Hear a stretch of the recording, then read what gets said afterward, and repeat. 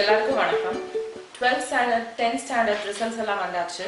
Counselling, college admission, 11th ஸ்டூடெண்ட்ஸ்க்கு group choose பண்ணுறதுன்னு எல்லாரும் பிஸியாக இருப்பீங்க. Majority of the 12th passed out students engineering எடுக்கணும் அப்படின்னு முடிவு பண்ணியிருப்பீங்க. 10th ஸ்டாண்டர்ட் முடிச்ச ஸ்டூடெண்ட்ஸும் 11th ஸ்டாண்டர்டில் மேத்ஸ் சயின்ஸ் குரூப் தான் எடுக்கணும், அப்போ தான் நம்ம என்ஜினியரிங் எடுக்க முடியும் அப்படின்னு முடிவு பண்ணியிருப்பீங்க.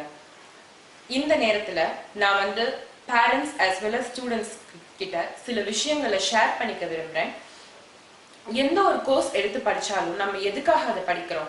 படித்து முடிச்சதும் ஒரு நல்ல கம்பெனியில் நல்ல ஜாப் கிடைக்கணும், நல்ல பேக்கேஜ் இருக்கணும் அந்த ஜாப்க்கு அப்படின்னு தானே நினச்சி முக்கால்வாசி பேர் என்ஜினியரிங் எடுக்கிறோம்.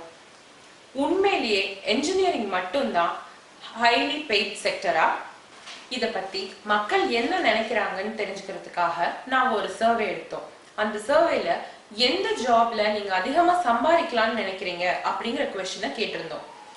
அதுல ஃபர்ஸ்ட் பிளேஸ் கொடுத்திருந்தது எல்லாரும் சொல்லியிருந்தது ஐடி செக்டர். செகண்ட் பிளேஸ் எல்லாரும் அதர்ஸ்ங்கிற ஆப்ஷனை சூஸ் பண்ணியிருந்தாங்க.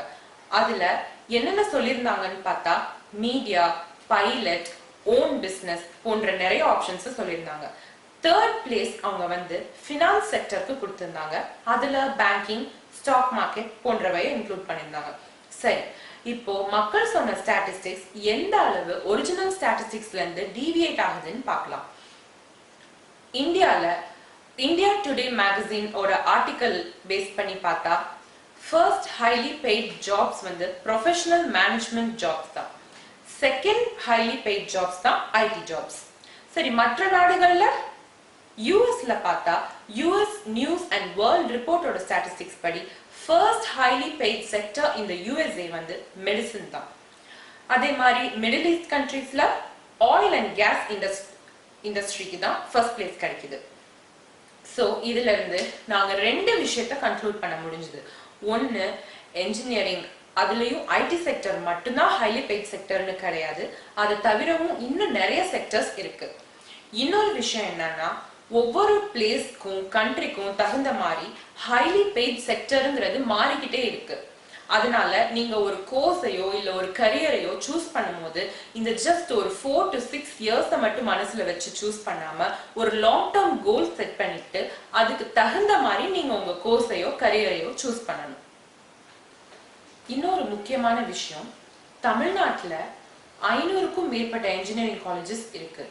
இதுல இருந்து ஒவ்வொரு வருடமும் கிட்டத்தட்ட 2 லட்சம் என்ஜினியர்ஸ் வெளியே வராங்க. இவங்க அவ்வளவு பேருமே திறமையான என்ஜினியர்ஸா? இதுல 20ல இருந்து 30% பேருக்கு தான் கேம்பஸ் பிளேஸ்மெண்ட் கிடைச்சு ஸ்ட்ரெயிட்டா எம்என்சிஸ்க்கு போறாங்க. மீதம் உள்ளவங்க சின்ன சின்ன கம்பெனிஸ்ல வேலை செஞ்சு ஸ்ட்ரகிள் பண்ணி தான் எம்என்சிஸ்க்கு போறாங்க. இதுவும் கிடைக்காதவங்க ஃபாரின் கண்ட்ரீஸ்ல கட்டட வேலை, பிளம்பிங் வேலை, எலக்ட்ரிக்கல் வேலை போன்ற சிறிய வேலைகளை செஞ்சிட்டு இருக்காங்க. அஸ்பைரிங் மைண்ட்ஸ் அப்படிங்கிற ஒரு கம்பெனி வெளியிட்ட ஆர்டிக்கல்ல அவங்க என்ன சொல்றாங்கன்னா, மற்ற மாநிலங்களை கம்பேர் பண்ணும்போது தமிழ்நாட்டுல தான் எம்ப்ளாயபிலிட்டி ரேட் ஆஃப் என்ஜினியர்ஸ் ரொம்ப குறைவா இருக்கு. அதாவது எம்ப்ளாயபிலிட்டி ரேட்னா என்னன்னா, ஒவ்வொரு வருஷமும் எவ்வளவு என்ஜினியர்ஸ் வெளியில வராங்க, அதுல இருந்து எவ்வளவு பேர் கார்ப்பரேட் கம்பெனிஸ் எதிர்பார்க்கிற தரத்துக்கு இருக்காங்க, பிளேஸ் ஆகுறாங்கிறது தான்.